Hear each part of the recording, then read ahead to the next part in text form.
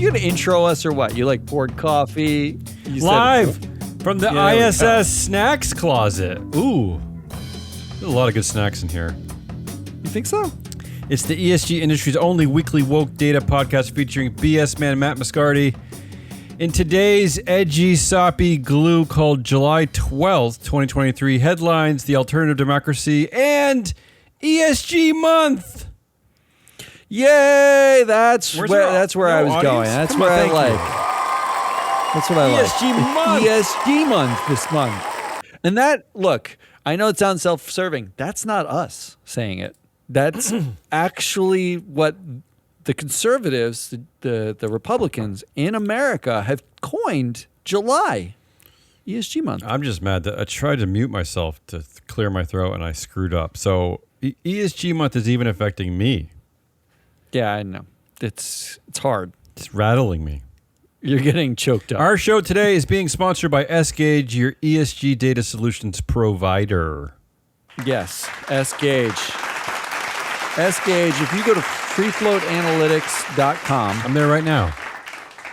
you can sign up for free. There's a little button underneath the login that says, don't have an account, sign up. Just click on that, sign up for free.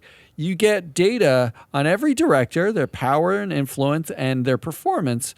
A lot of it is, it's almost all free at this point. And a lot of that is S-Gage data. The good people at S-Gage do good work. A lot of good headlines up here, too, like this one. European Union lawmakers back a major bill to protect nature and fight climate change. Yeah, well, lest you think that this data platform is boring, we actually made it look like almost like a sports platform, like you're logging in to see your favorite teams. You got all the news, you got all the shows, you got talking heads, and then you got baseball card directors and their stats. Lena Khan is taking on the world's biggest tech companies and losing. Oh, That's actually one of our stories today. Ready? Come on, let's get to the headlines. yeah, let's do it. I'll let me play you in. Ready?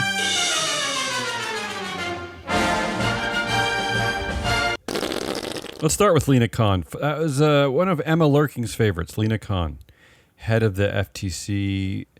Microsoft Activision deal moves closer as judge denies FTC injunction request. You know what? The way that this was spun late last night was that the deal was moving through. We're still not even there yet. It's still like another step towards the deal.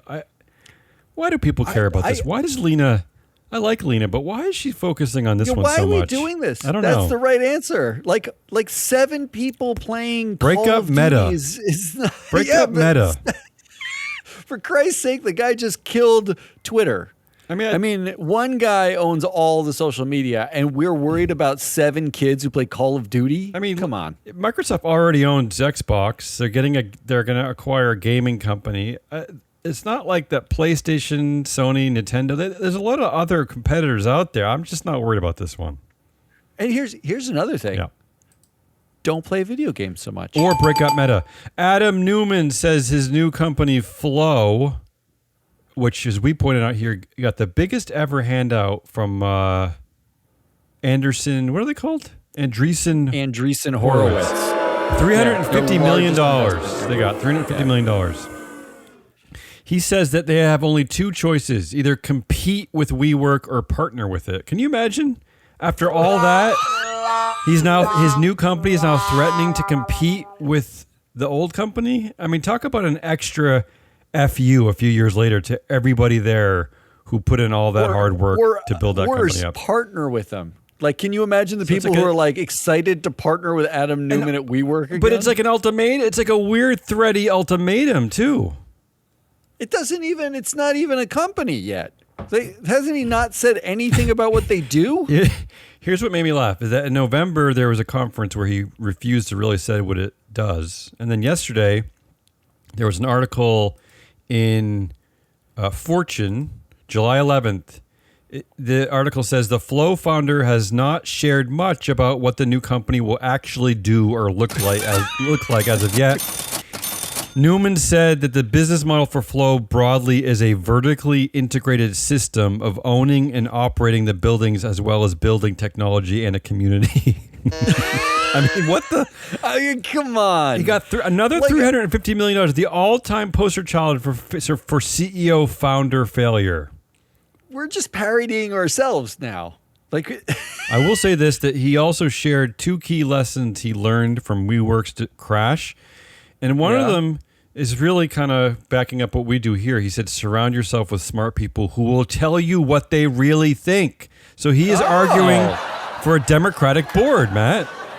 He is, except for, are those smart people Andreessen Horowitz, who gave him $350 million? They're going to... Well, they're going to put like 4 directors on that board, so there will be no actual no joke. Counterbalance. ESG controversies. This is out of Clarity AI. ESG controversies led to a 2 to 5% stock underperformance after 6 months, according to a new study. Wow. That's Rebecca's firm. I know Rebecca. She's the CEO there, the founder there. And in fact, if the controversy is related to a topic that is material to the industry that the company operates in, that involvement in such activities exceeds that of the average of all similar incidents for all companies, the difference is significant. So what they're saying is that what they're basically saying, unlike the anti-ESG crowd, is that this shit could matter. Well, wait a minute. Who decides what's material? That's the real question. Well, their example was, for example, the environmental topic for the mining industry or corporate governance topics for the consumer finance industry. Oh, come on. We all know environmental topics in mining don't matter. Wow, can you get that guy out of here? Why was he even invited, by the way? I saw him earlier. He was making me uncomfortable.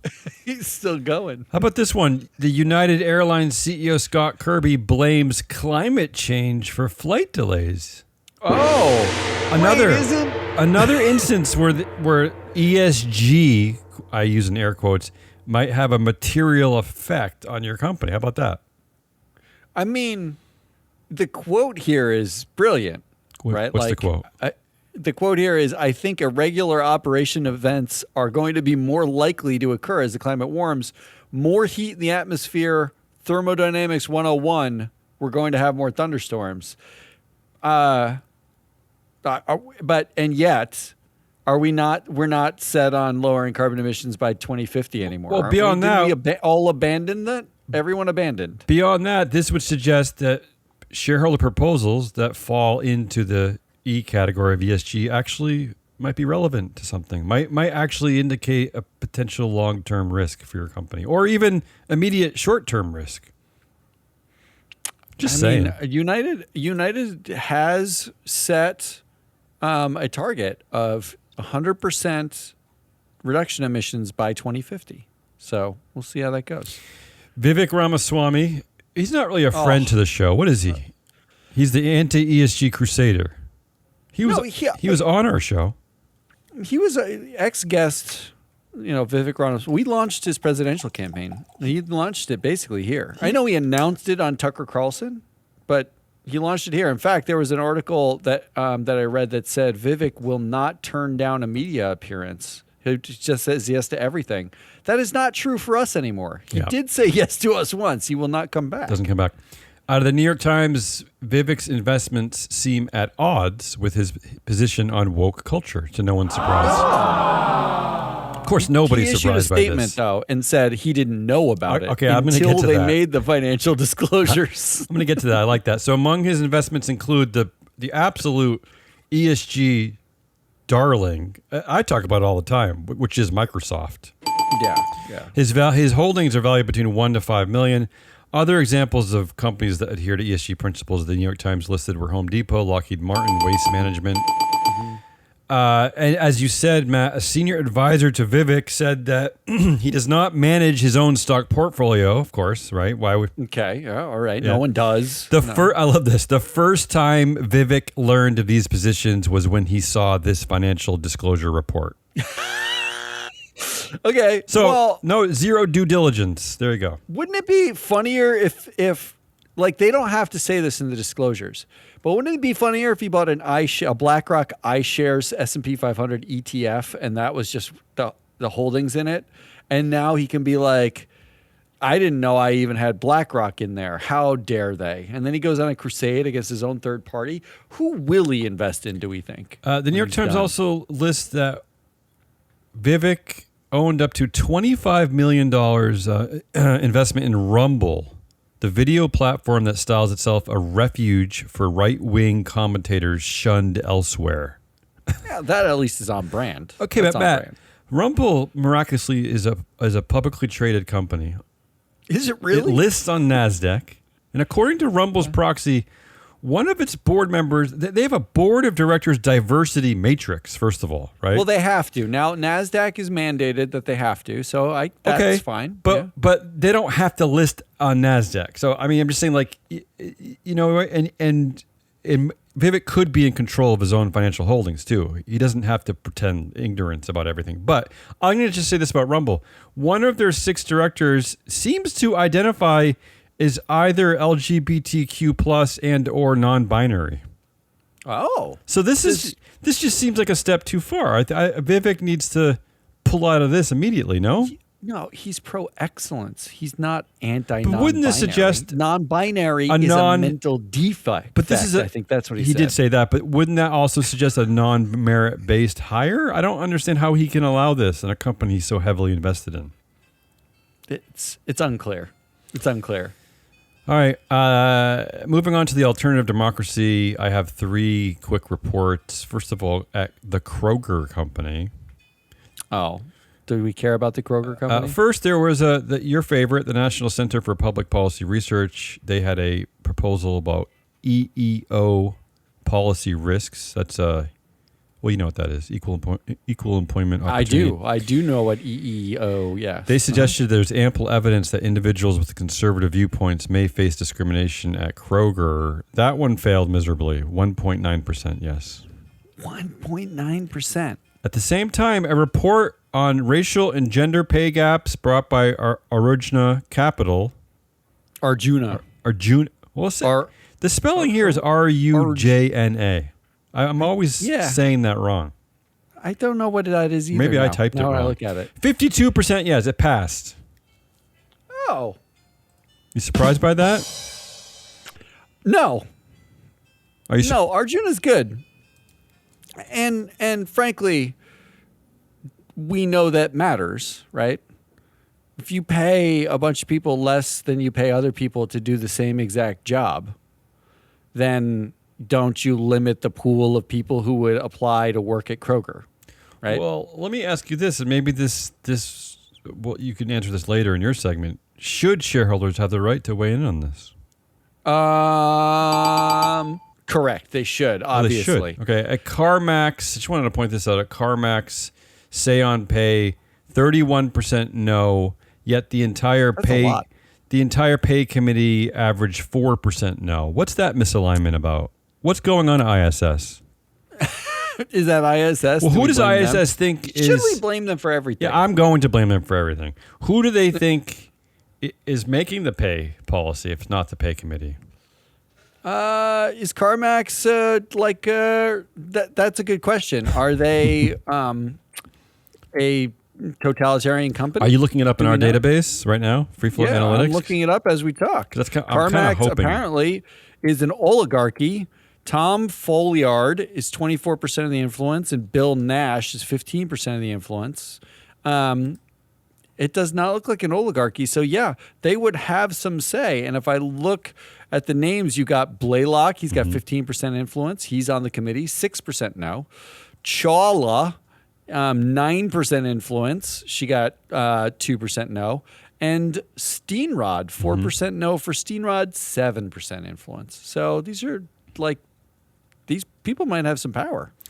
And finally, Biogen. We talked about Biogen last month, but to refresh your memory, Biogen announced after speaking to its shareholders that 3 directors would immediately step down and that they nominated a new director, and that is one of the departing director's girlfriend. Yeah, I remember that. That was classic. Which is, for this world that we cover here, highly unusual. Just pointing it out. I'm not mocking the situation. I'm just saying it's an aberration. I am mocking the situation. It's an outlier. Yeah. The vote results are in, Matt.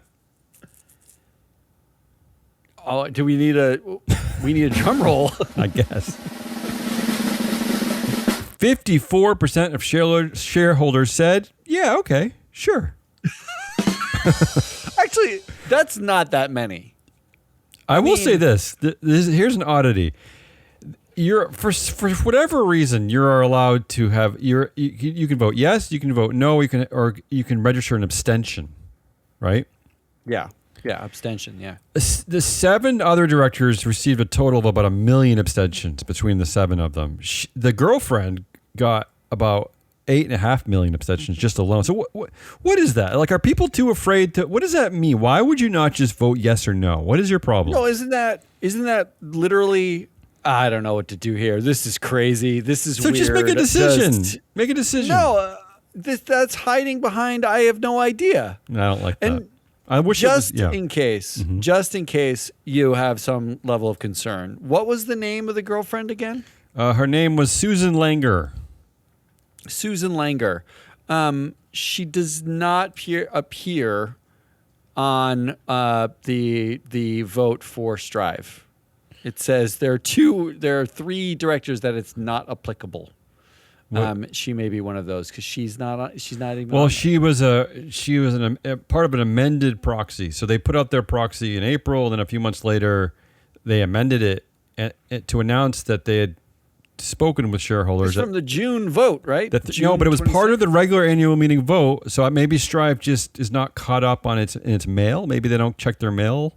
Maybe they don't listen to this show as much as we hope they do. Actually, they should listen to our show because they can just do the opposite of everything that we think. Make it easy for them. We should just say stuff and they won't do that. Yeah. Because Strive, you're in the ESG industry. You're just ESG. doing it differently. You just have a different, you have different background that has emasculated you and made you angry at the world. We don't have that. Yeah, but they're using the ESG data to show how angry they are. That's really all fine. it is. It's the same, right? Fine. That's the point. All right, it's my turn, Good. and I have a quick roundup for you. And by quick, I mean horribly terrible. It is ESG month this month, and the reason why it's ESG month this month, the House Financial Services Subcommittee on Capital Markets is holding 4 or 5 days of hearings. Today, tomorrow. In fact, tomorrow, you and I are going to live stream ourselves. Twitch? On Twitch. Okay. We're going to go on Twitch. No one will be able to find that, so don't even tell them how. Don't worry, it'll be on my LinkedIn feed too. But on Twitch and LinkedIn, you'll be able to listen to us live stream Mystery Science Theater 3000 style commentary on tomorrow's hearing. Yeah. Don't expect us to do like deep analysis. We are literally going to be making fun of probably everything that they say or getting horribly, horribly angry, which is what I spent all morning doing. They are having 4 or 5 days of hearings. They have dubbed it ESG month, and they have released a slew of amendments and new laws and proposals. It's all in proposal form to rein in the ESG, really the liberals in the stock market. Okay. Did you know that the stock market is full of liberals?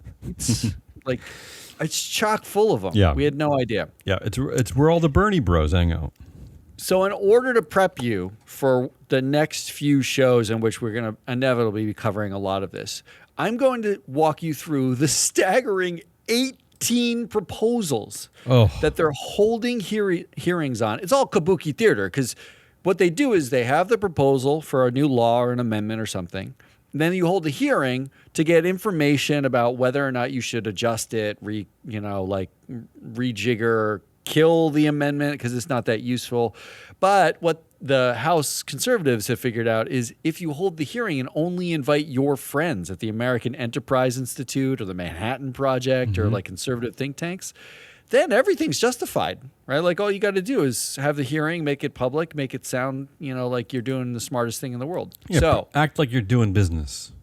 Pretend like you're here governing. Here is your ESG month proposal roundup. Are you ready? I suppose. You're not ready. Rule number 1. Wait, I need some sort of drum roll for every single rule because I want to go slow and painful. Rule number 1. You can't ask twice in 5 years rule. Huh? This is a rule for proxy proposals. It makes illegal any substantially similar proxies within a 5-year period. What's the rationale there? They don't give rationale. It's just the rule. So they're just they're trying to stifle the process to which we as a people kind of learn things.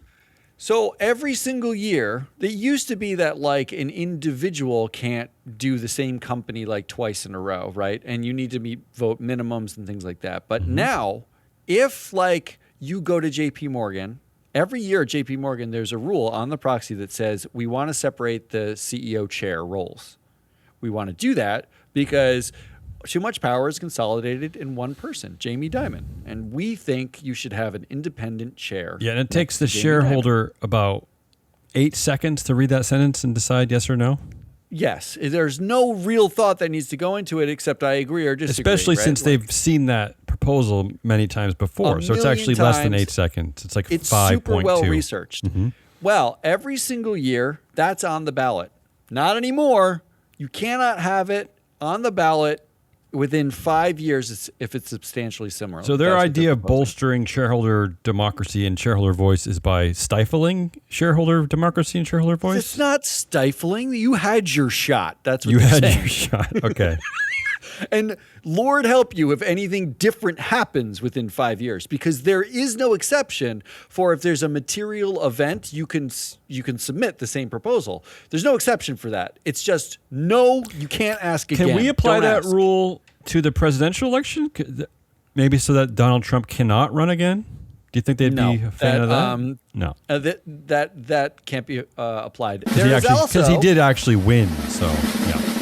A second variation of the you can't ask twice rule. God. They actually were so excited about that idea. They did it twice. I don't like it's two of variations. the proposals. Yeah. It's just a variation of the same thing. You ready for your third rule?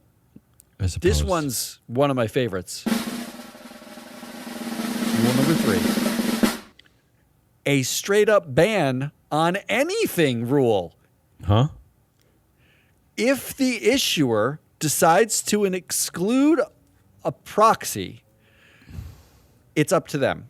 Basically, it says, quote, exclusion of shareholder proposals from proxy or consent solicitation material if the subject matter of the shareholder proposal is environmental, social, or political. So, okay. How do you define political, by the way? The issuer defines it. The issuer company can then say, the company they're giving the company authority to say no to any proposal they want. Any proposal that they say is environmental, social, or political. But really, any of the subject matter. Now, I want you to think hard about any proposal that doesn't have some sort of environmental, social, or political content. Even the question of whether to separate the roles of CEO and chair could be considered a political decision. I mean, because we're talking about power, right? Or social, of course. Because, like, if they're the same person, then they're too friendly. Yeah. Right? Like, so that seems social to me. So basically, we're stripping the rights of shareholders, right? That's what we're doing? Oh, we've just started. Oh, okay. Are you ready for rule number 4? Yeah. Why don't the Republicans make it easier and say all shareholders' votes are worth 0.0000001 votes per share, and then we'll end this. That should be called the Zuckerberg rule. Yeah, just end this stupid hearing. That's it. Vote on that. But they didn't do that. Instead, here's the 5th rule: a ban on any social policy issues in the proxy, quote, even if they're significant. So now they've called out one piece. They've already banned it, right? They already said an issuer can exclude a social proxy. But now they've also said, no, not only can they ban it if it's like a social issue, but they can ban it even if it's significant. Here's the whole text. Even of what if it's they're proposing. material. Here's the entirety of the text, okay? Quote, an issuer may exclude a shareholder proposal without regard to whether such shareholder proposal relates to a significant social policy issue. That's it. Yeah, so That's the whole text. Unlike what Clarity AI is saying, they can just say no to whenever they want. They can just say no. They can say, like, is there a mass migration due to climate change that could affect us? So again, I think I'm onto something. What they really want to do is dilute shareholder voting power. Just dilute it. Just strip the right. Take away this one vote, one share thing. As if I was done. Ready? Yeah. Number 6. Wait, these are real, or did you make these up? These are real. Did you make these up? They're all linked here. They'll all be on our website. Okay, all right. Number 6 is a ban on the SEC's ability to even allow a proposal. Oh, so just only management proposals.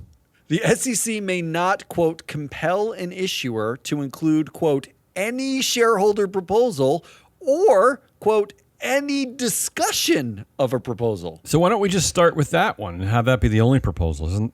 But why? We've been building up to steady series of Is proposal number bans. 7 just called "fuck you"? Is that one? No, but note that we're on 7 of 18. Oh God. We still have a lot more. Actually, number 7 is less interesting. This is coming from the Republican Party, the pro-capitalists, the pro-excellence. Yeah, these are the capitalists. These are the capitalists. They're basically want to make these blanket rules, basically silencing shareholder voice. Yeah, that's correct. Cool. But they're not calling it oh, cool. They're not calling it shareholder voice. Here's number 6. It is a study on ISS and Glass Lewis. It's just a study. They just want to study. But they want to study the nerds. One study. They want to study every 5 years. About study ISS the and nerds. Glass Lewis. Yeah, study the nerds. It's proxy the advisors, globalists, the proxy globalists. And then here's what else they want to do. Ready? They want a registration for proxy advisors. Yeah, now I'm getting concerned. Yeah. Ostensibly to monitor their behavior. It would include, I read the entire proposal. This one's more like 10 or 12 pages. Yeah. I read the entire thing. It includes, they want details on the work of experience of anyone researching proxies to make sure that they're qualified. They want the expertise of the people who are by qualified individuals. What does that mean? You have to have a... Oh, they didn't say that. They just said you have to disclose in the registration what your qualifications are. Their qualifications, right? Ostensibly so that if you don't comply, if like in the registration process, they can deny your registration if they think the people are not qualified enough. Or you could just not, if you don't like ISS, you don't have to do business with them. Oh, wait. Or that's you know option? What? Or if ISS gives you certain recommendations, suggestions, you could do the opposite. Or you could do your own due diligence and make your own decisions. Or you could hire out the people that you think are qualified to make these voting decisions for yourself. What are you talking about? Just saying it's all there. It's all possible. We need to register these people and make sure they're qualified. Instead of getting rid of one's ability to propose something, you could just vote no on that proposal. What? Stop it. All right. Not only that. So at this point, I'm on number 8. We have gutted the ability. Basically, issuers will choose whatever goes on the proxy from now on. Okay, let's say all of this passes. Doesn't matter if this is a significant social event. Nobody can ask for something twice. I don't know why you'd even make a rule that says you can't ask for something twice in 5 years when there's a rule that says an issuer can deny any proposal. I know. That's the buildup I don't understand here. Yeah. What's the point? Like you just said they don't have to do anything anyway. Yep. So now the issuers have all the power to choose what's on the proxy for the most part. And now we're going to study and let's attack and study the people who actually read the proxies and whose job it is to make recommendations on how to vote. We've got a study on them, a registration on them, and number 8, we are going to create liability individual and company liability for any advice that is considered a, quote, material misstatement without mentioning what material is. So you can argue anything was a material. But what does it matter if it doesn't even matter before if it was significant or not? I'm starting to get confused. Well, now it's the proxy advisors, right? So now like Glass Lewis and ISS have gone out and they've said, okay, well, there's like 5 proxies left. It's just like voting for board members, but there's no point to that because it's, I don't know. So now you've got like this proxy and they're going out and they're going to be like giving advice. But let's say you like Bob Smith a lot. Yeah. And you've got all this data on Bob Smith. You went out, and this commentary is brought to you by freefloatanalytics.com. Go sign up for it. Oh, okay. You've gone out and you've got freefloatanalytics.com data. You looked at Bob Smith. You said, wow, he's high influence. He's a terrible performer. He's highly interconnected with the board. I want him off my board. I'm done with this. My advice is off the board. Now you go out and you say, we think Bob Smith like Bob Smith. not suited to be on this board any longer. We recommend a vote no. Now, what if any investor, Vivek Ramaswamy's Strive, buys ISS or Glass Lewis's data, says, hey, we voted against Bob Smith, but you left out the fact that Bob Smith is a Republican, and we think that's important. That's a material misstatement. You omitted something that would have changed our minds. Now we can sue you, and the law says you're liable for that. No longer is it like a shield, like it's my opinion. You're liable for any material misstatement. Why not just regulate those businesses out of business then? Why not we just take away their ability to do business? Why have do them that in the first when we place? can do the next thing, which is number 9, which is making a law that any investor using a proxy advisor has to disclose the percentage of times they voted with them, how they thought about them, and all of their thoughts and feelings about my God. They're making the investors who buy it, by law, disclose everything they do with it and how they vote. But why? Here's where I'm getting lost. Why? What is the end game? What's the end game here? The end game is they don't exist. There is no ISS. There is no Glass Lewis. So you're not even allowed to have a perspective either way, or are they trying to root out a certain perspective? I just don't really get what's the point of that last one. Well, it's because if you're an investor and you buy ISS, but I assume you've already vetted ISS in order to make that decision on signing that. Those contracts are not cheap. No, of course you vetted them, but they don't care about what you've done to vet them. They now want to know every time you vote with them or vote against them, what your process was to determine whether or not that vote is in line with, like you need like all method they're like now forcing the investors to disclose everything about the proxy. So they just want more and more ESG data, essentially. I don't know what they want. I don't know what they want either. I don't even know. Now I'm lost. I'm actually lost now. What else you got? Well, wait for it. Yeah, what else? We're about to wander further into the deep, dark forest. Proxies, I'm on number 10 now. Proxies must be voted entirely by the will of the investors in the passive funds. So they are mandating pass-through a proxy voting, right? So if you're BlackRock and you have a passive fund, they're effectively saying that you cannot vote your proxies if it goes against what the investors in your fund want. Yeah. Okay. But they also are saying that you have to disclose like using ISS anywhere else. So now they're making it so that you don't use, it's impossible to use a proxy advisor. Right. And you have to pass the vote down to the retail investors in cases where it's a retail fund. And you're going to add to that, number 11, a total ban on robo-votes. Okay. So now you're not even allowed to take information from the investor, use data, and vote the proxies automatically based on that data. You have to ask them every single time what their current thoughts and feelings are. This is all to reverse a decades-long process that has been so extremely pro-company, pro-issuer, pro-management in its entirety. This is in order. They're trying to reverse that. Like they're trying to stop the liberal agenda. Right, but what I'm saying is that from all the evidence, all of these votes, the end result has been overwhelmingly pro-issuer, pro-management. It's not overwhelmingly. It's only right. So there's no. So what do they think? What do they think they're trying to reverse exactly? They're just trying to kill the discussion. That DEI. Okay. I just don't know what they're trying to prevent. Are they just what do they think? Do they at least?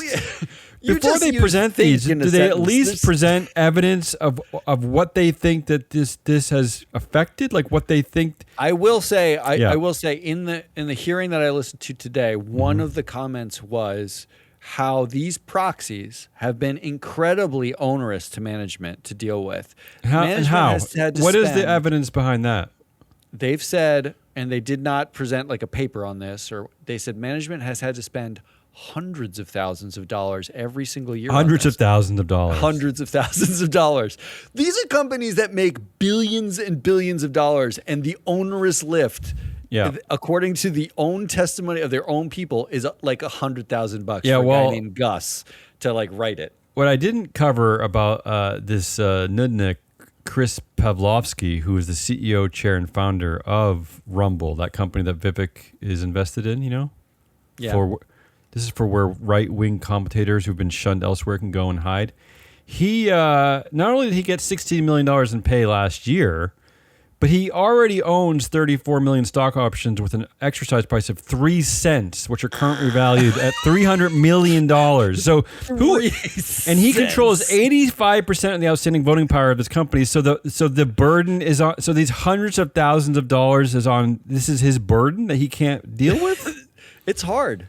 Yeah. Okay.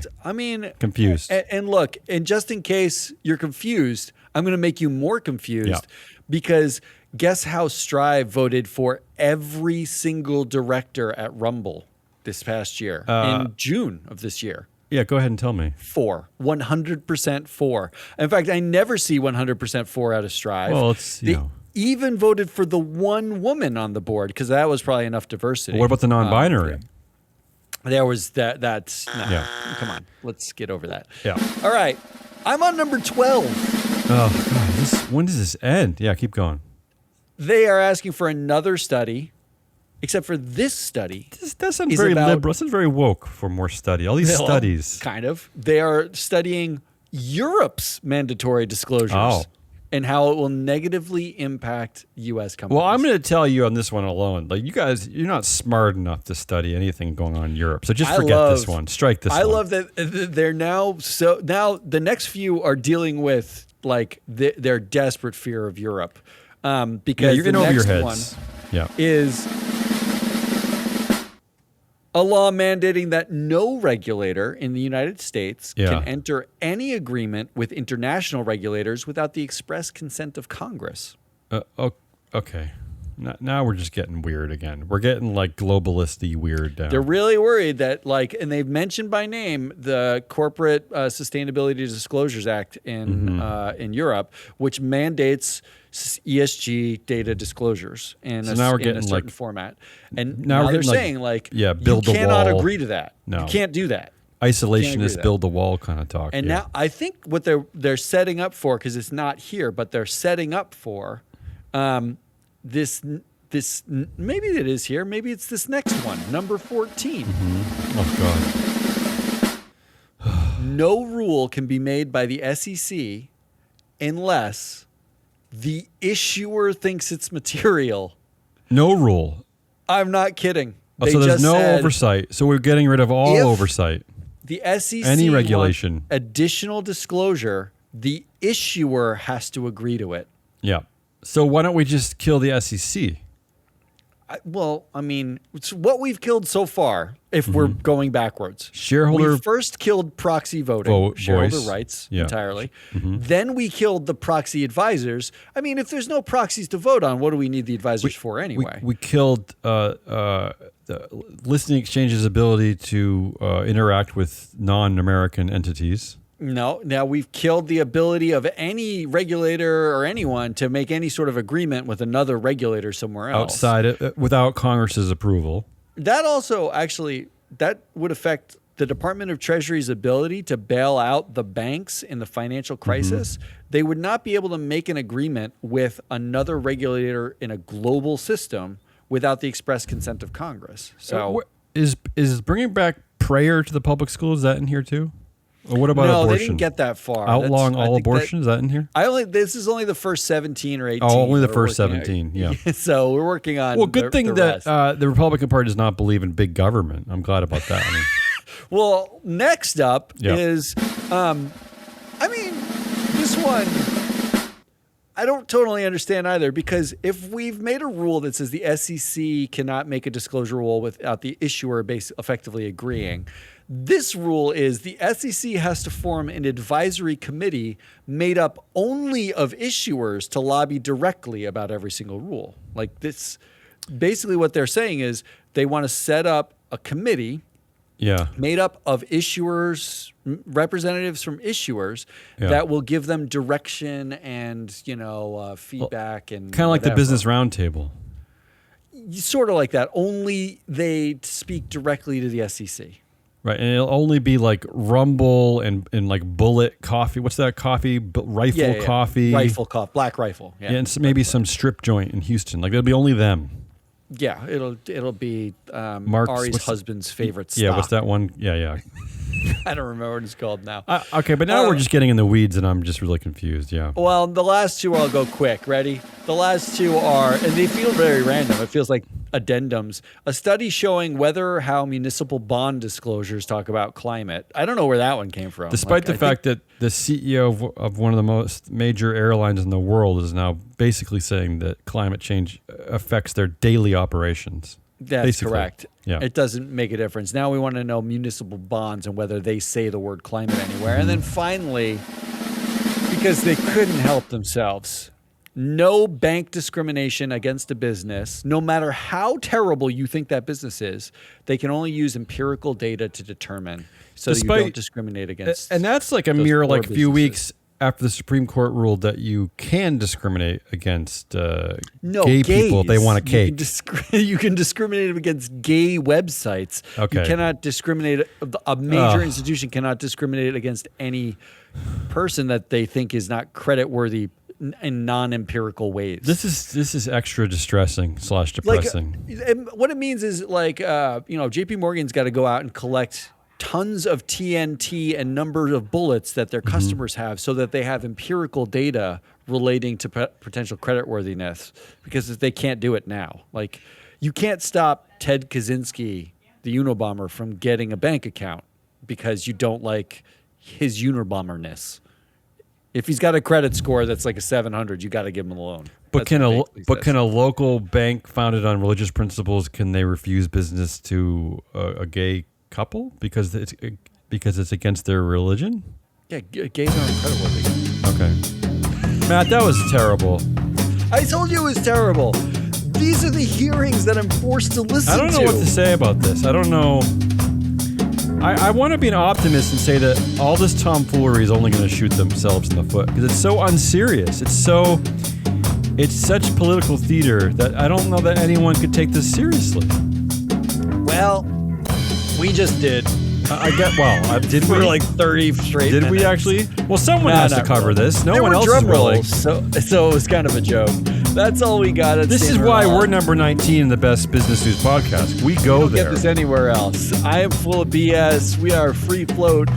This show was brought to you by S-Gage, your ESG data solutions provider. In a world that wants no ESG data, apparently, they're the provider of it.